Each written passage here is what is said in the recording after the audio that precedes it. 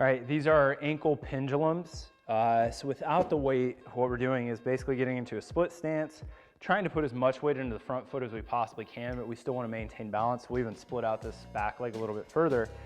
Now from here, we want to have a good tripod of the foot, so we got pressure under the first MTP here, fifth MTP here behind the first and fifth toe, and then on the heel, we maintain the arch of the foot. We try to abduct the toes, spread the toes, maintain a little bit of pressure on the toes, but we don't want to see them claw. From there, we kind of split the difference of the ankle with the knee. Sometimes we give a little cue to get more outside. What we want to do now though is we want, as we use the weight or the sandbag here, if my knee cap, my patella is a flashlight, I want that to spin left and right as I stabilize. So what are we actually using here?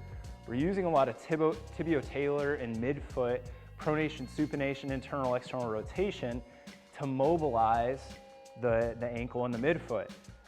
Great move, because if we get this type of motion in sport, which is going to happen with a stiff tibiotalar and midfoot joint, well then all the stress is going around patellofemoral, tibiofemoral joint.